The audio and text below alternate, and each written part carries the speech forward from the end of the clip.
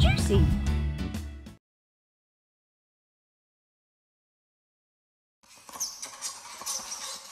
I Need My Monster. Written by Amanda Noll, illustrated by Howard McWilliam. Tonight, when I looked under the bed for my monster, I found this note instead. Gone fishing. Back in a week.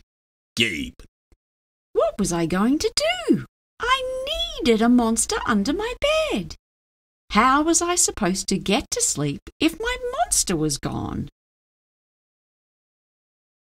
I tried to sleep, but it wasn't the same without Gabe. I missed his ragged breathing, his nose whistling, the scrabbling of his uncut claws.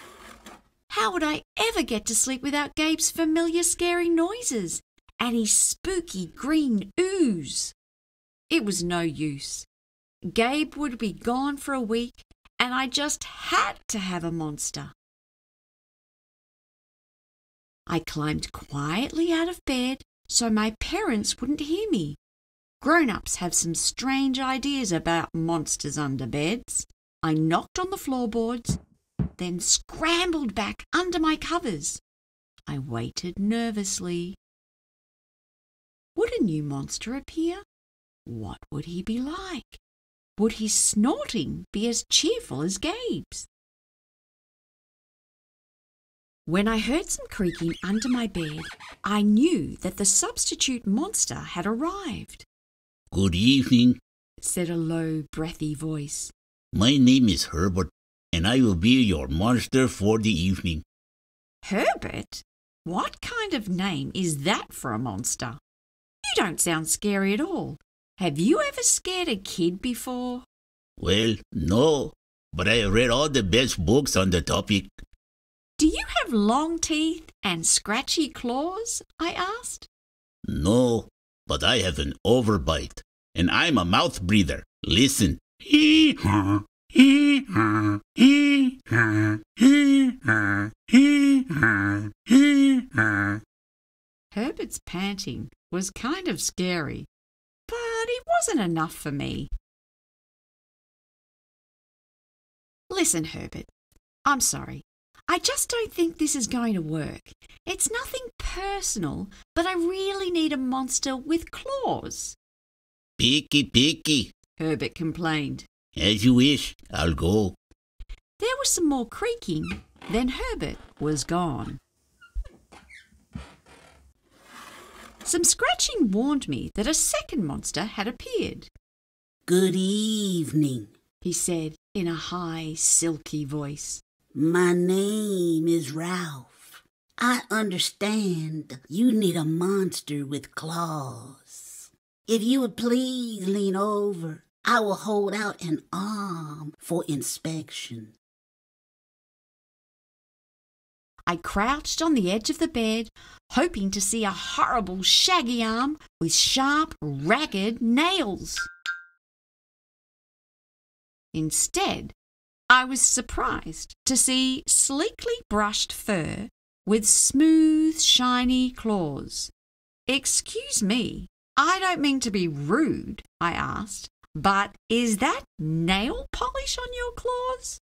Yes, it is, Ralph replied. I believe professional monsters should always be well groomed. I could tell that this was not going to work either. I'm sorry to disappoint you, Ralph, but I need a monster with scary claws, like Gabe's, I thought. I heard some more scratching, and I knew Ralph was gone. A minute later, a third voice from under the bed rasped, "Check out these claws, kid." I gathered my courage and peered over the edge.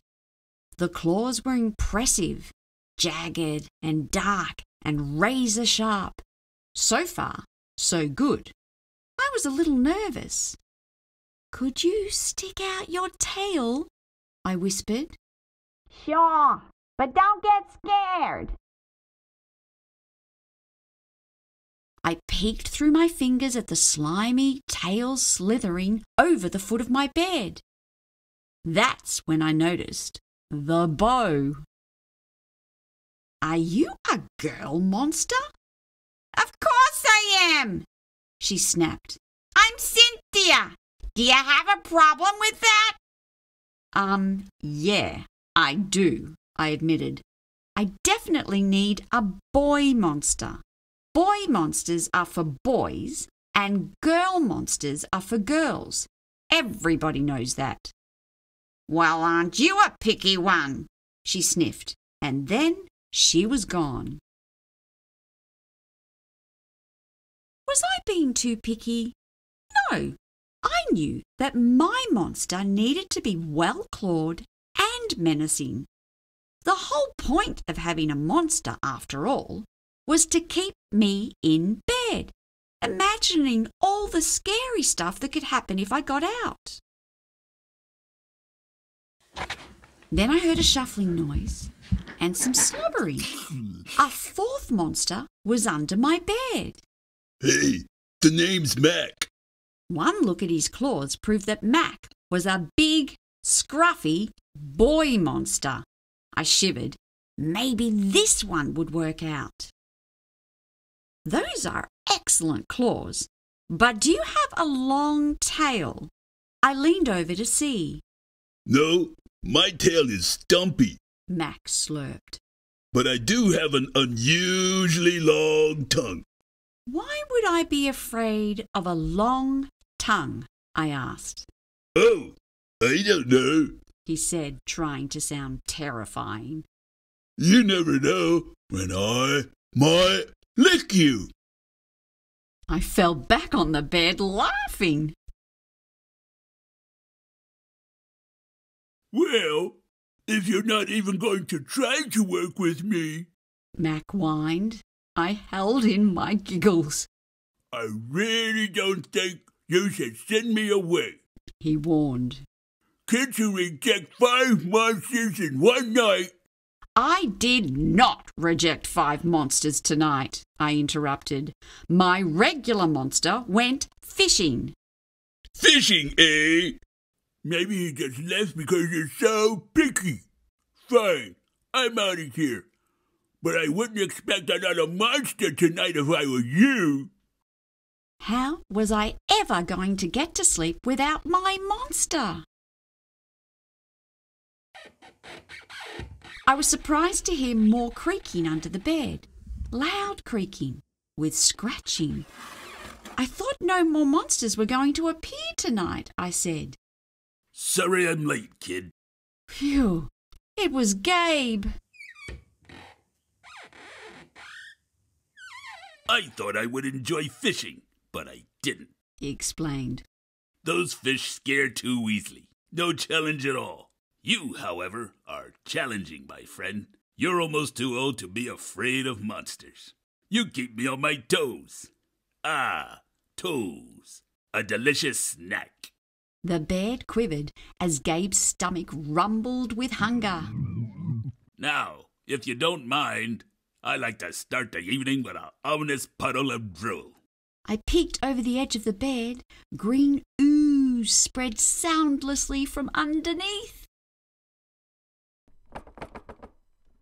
Then the bed trembled as Gabe unfurled his spiked tail. He was daring me to guess where he might pop up. I shivered.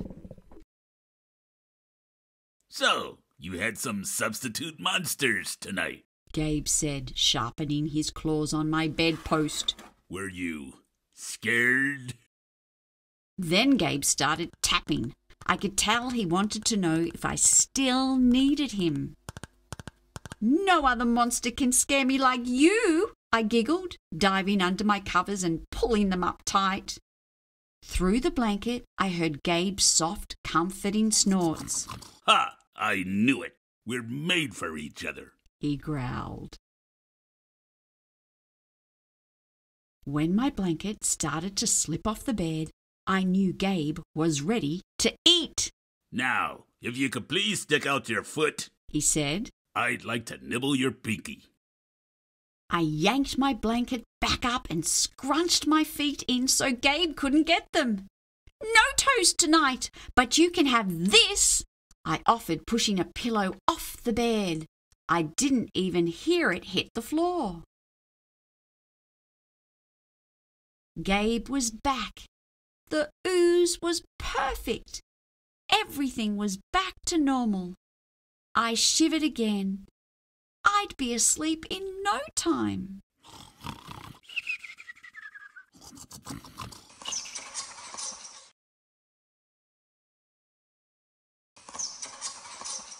Hey, that's my monster. Written by Amanda Noll, illustrated by Howard McWilliam. Tonight, when I looked under the bed for my monster, I found this note instead. So long, kid. Gotta go. Someone needs me more than you do, Gabe. What? Gabe was my monster. Nobody needed him more than me. But someone sure did need a monster. My little sister, Emma. Now that Emma slept in a toddler bed, she liked to climb out, roam the house, and play noisy games at night. I knew a monster would keep her in bed so she could fall asleep. But not my monster. I had to get Gabe back. I tiptoed across the hall to Emma's room. She wasn't even there. But Gabe was. I gulped, zoomed across the carpet, and leaped onto Emma's bed before Gabe could grab my toes. Gabe, I whispered, please go back to our room. I'll get Emma to sleep. You? He snorted. You're gonna get her to sleep? Huh, that's a good one. But you know what? I like you, kid. So I'll give you 3 chances. If she's not asleep, I'll be back. And Gabe was gone. Just then, Emma toddled into the room. She clearly needed a monster. Maybe she didn't know how to get one. But I did. Hey, Emma, I said, let's play. Can you knock on the floor? Emma knocked with a dinosaur. It worked. I heard some creaking under Emma's bed. Then something sniffled. It squelched and dripped. So far, so good, I thought. This monster sounds scary enough for Emma. But Emma kept on playing. A slime-covered monster slid out. It oozed toward Emma. She laughed, wiping one of the monster's noses. Emma wasn't scared at all. Excuse me, I said to the mucus monster. I didn't catch your name. My name is Agatha. She said through stuffed noses. Time for bed, Emma. Emma giggled and wiped some more. I knew this wouldn't work. Thanks, Agatha. Nice try. But I think we need a monster with claws. Agatha snuffled, and then she was gone. Emma, I coaxed again. Knock, knock. She knocked on the floor, with a teapot this time, and I heard more creaking. Then a slippery tail slithered out from under the bed. The second monster rasped. I'm Cynthia. Much better, I thought when I saw the jagged claws. Cynthia might be the perfect monster for Emma. But Emma blinked and said, pretty. Then she decorated Cynthia's tail with bracelets. Ugh, Cynthia snarled. I'm not here to play dress-up. I'm here to scare you into bed. Cynthia rattled louder, but Emma danced to the beat. I'm sorry, Cynthia, I said. This isn't going to work. Well, I never, she sniffed, and then she was gone. Cynthia, come back, Emma demanded, stomping on the floor. Excellent, I thought. Maybe that would summon the perfect monster for Emma. Tentacles swarmed from under the bed, and an icy voice called, "Ooh." I shrank back in horror, but Emma was enchanted. Who's out of bed? The monster continued. Come to Vladimir. Emma high-fived one of the tentacles, and the third monster emerged. I already had doubts about this one, but here was my last chance. Vladimir, I asked, can you get Emma to sleep? Yes, He hissed, reaching for Emma. I can get her. Emma giggled and hopped over the tentacles like jump ropes. Oh no, I blurted. She's not supposed to be having fun. This'll never work. Vlad's tentacles drooped. He slunk under the bed and he was gone. Sorry, Vlad, I called. Boy, was I sorry.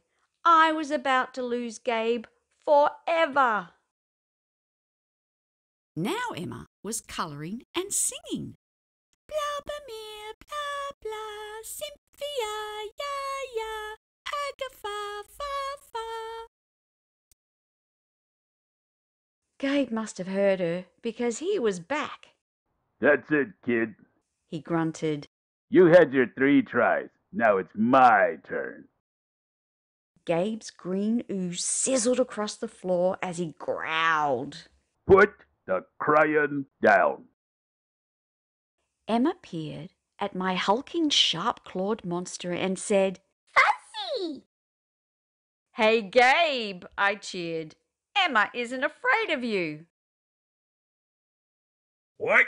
Gabe burst out from under the bed and loomed over Emma. Steam spurted from his ears. Get into bed. Gabe thundered. Emma hopped up, but she kept singing, Fuzzy, fuzzy monster. Gabe, I said, Emma's not scared enough to fall asleep. Please, let's go back to our room. No can do, kid. Gabe growled. I may not be the perfect monster for Emma, but I'm the best so far. At least she's in bed now. I gotta stay here. You're on your own. I knew Emma needed Gabe, but he was my monster. How was I ever going to get to sleep without him? Just then, we heard a tiny noise.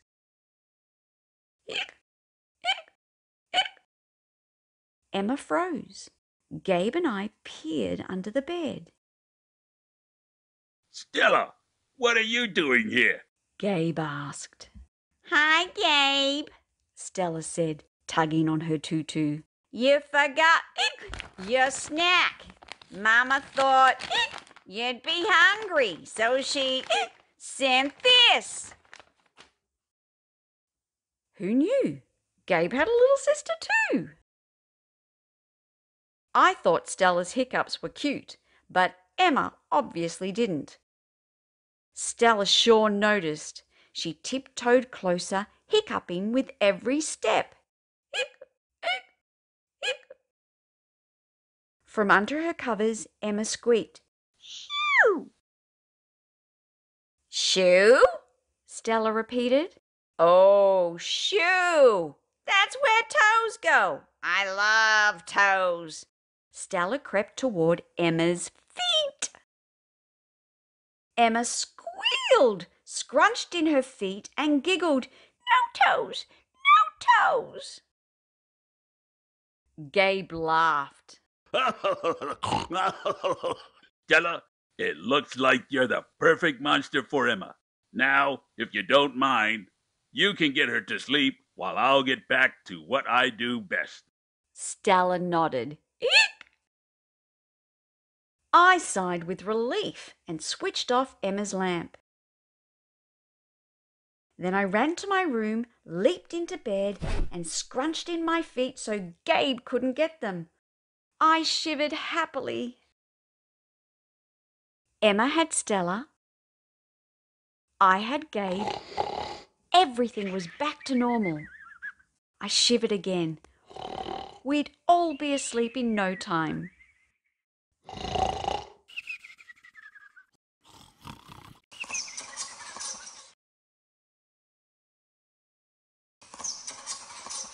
Are You My Monster? Words by Amanda Noll. Pictures by Howard McWilliam. This is my monster. He has sharp teeth, scratchy claws, and a long tail. He is green and brown. Are you my monster? You are green, but you do not have sharp teeth, scratchy claws, or a long tail. You are not my monster.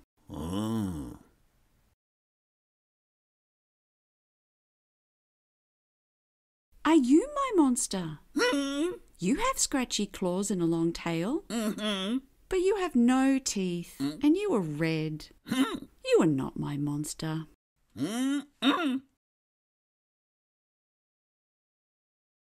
Are you my monster? You have sharp teeth and scratchy claws, but you do not have a long tail, and you are blue. You are not my monster.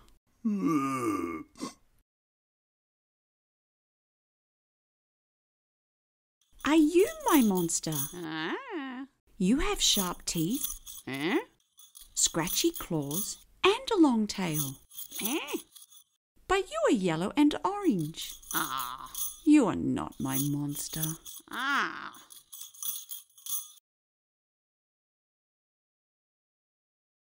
Are you my monster? Well. You have sharp teeth, but you have no claws. You have no tail, and you are purple. You are not my monster. Are you my monster? You have no teeth. You have no claws. You have no tail. And you are pink. Nothing matches.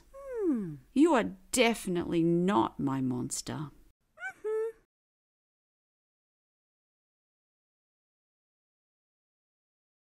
Are you my monster? Yeah. You have a long tail, but you do not have sharp teeth. You do not have scratchy claws. And you are yellow. Well. You are not my monster either. Will I ever find my monster?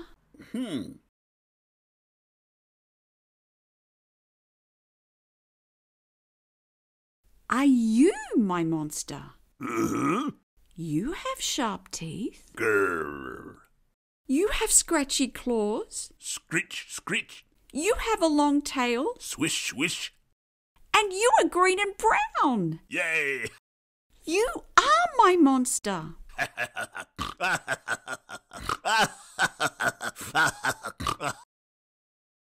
I'm so glad I found you. Now I can go to sleep. Good night.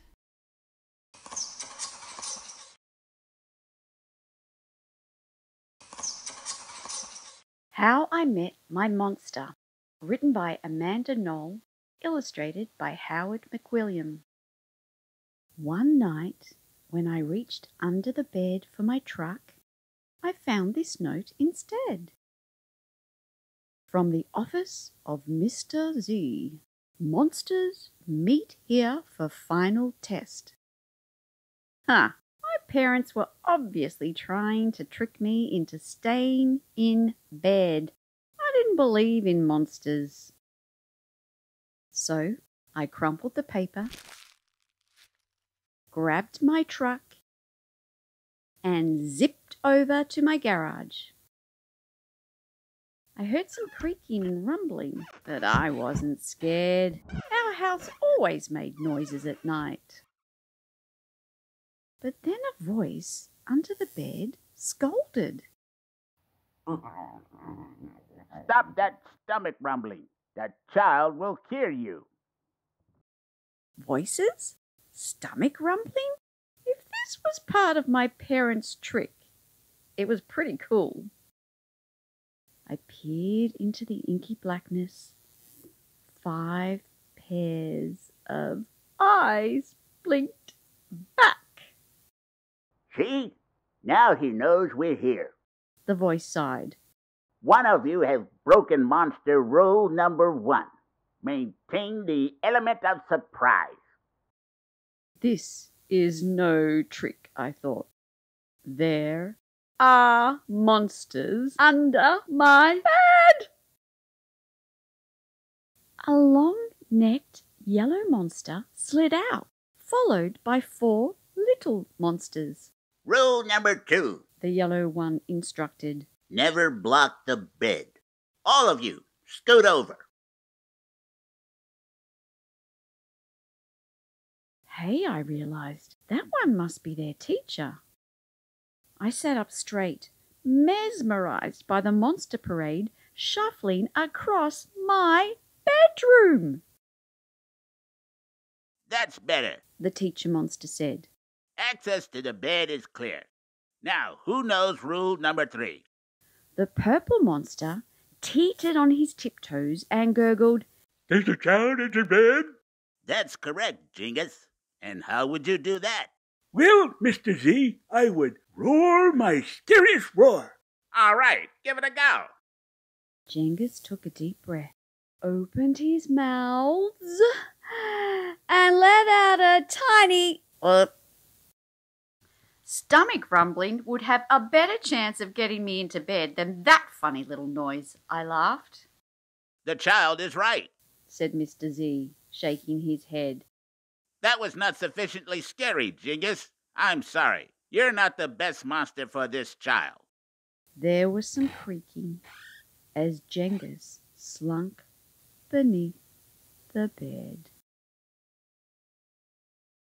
Before I could investigate where Jengus had gone, Mr. Z asked, Now who wants to try to get the child into bed? The orange monster looked at the ceiling and the red monster looked at the floor. Only the green one looked at me. First, he stared at my toes and started drooling. Then he took a step toward me, and I heard that rumbling noise again. I sprang into bed so he couldn't get my feet.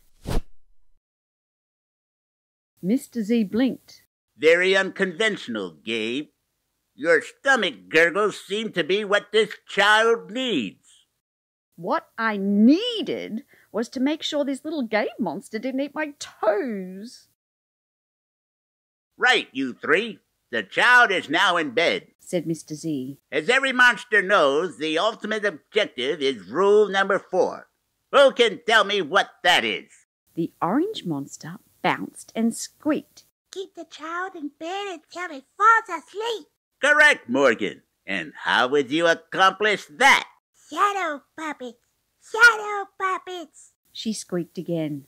Gabe whistled through his nose, and I snickered, but Mr. Z said, Interesting idea. Try it. Morgan hopped onto my night table and flailed her arms near my lamp. Silly shadows blobbed onto the wall, and a cloud of fluffy fur tickled my nose. Achoo! Morgan, stop at once. Mr. Z ordered. You're supposed to scare him, not make him sneeze. I'm sorry, but you're not a match either. Morgan's arms flopped to her sides, and she scuttled under my bed. There was some more creaking, and Morgan was gone. After all that sneezing, I really needed a tissue. Suddenly, a huge shadow of uncut claws loomed across my room. Awesome, I thought. Kind of scary. I froze in place.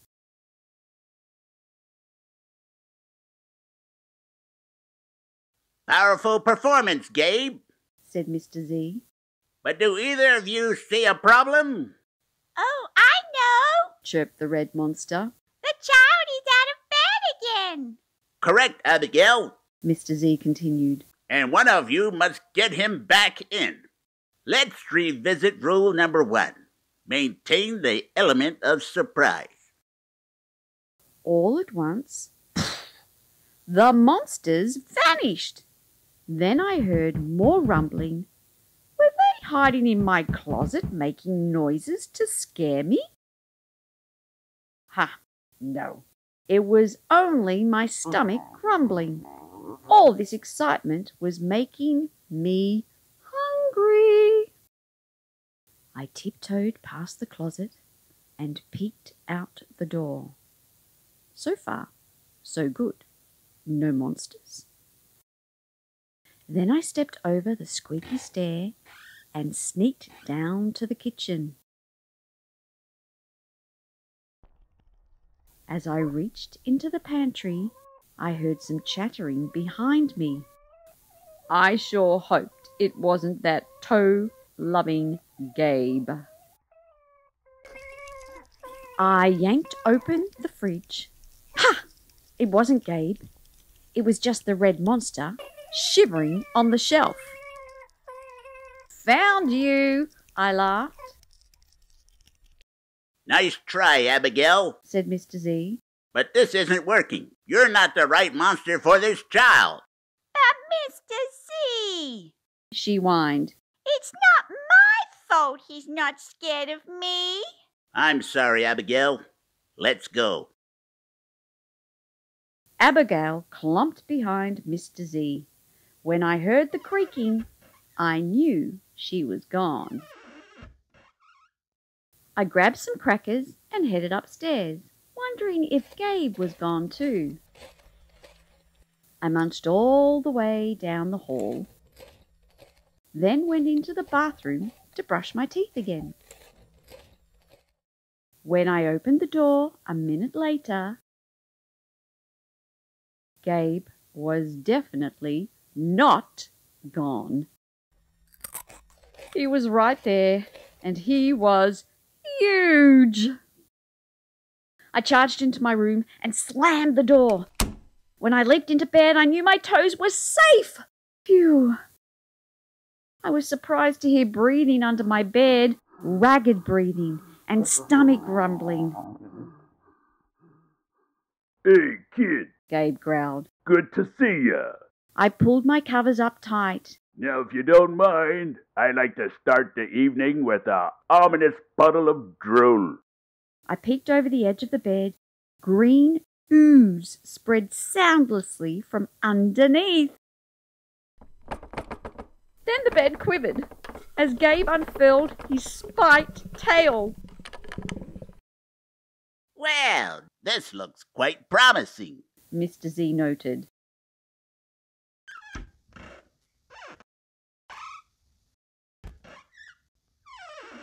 When I heard some more creaking, I knew Mr. Z was gone. I was alone with Gabe. Gabe loomed over my bed and began sharpening his uncut claws on my bedpost. How'd you get so big? I gasped. Rule number 5, my friend. He explained.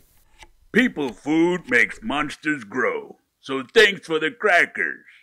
Got any toes I can munch?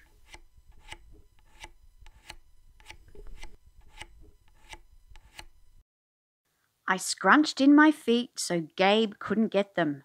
This was way better than playing with trucks. No toes tonight, But you can have this, I offered, tossing a stuffed monster off the bed. Gabe dove for it. His soft, comforting snorts filled the room as he snuffled the toy. I shivered. Kid, I think this is the beginning of a beautiful friendship. No other monster can scare me like you, I giggled. Gabe was the monster for me. His snorts and oohs were perfect. I yawned, then shivered again. I was asleep in no time.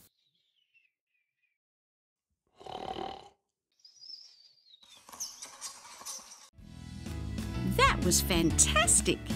4 I Need My Monster series books in one video.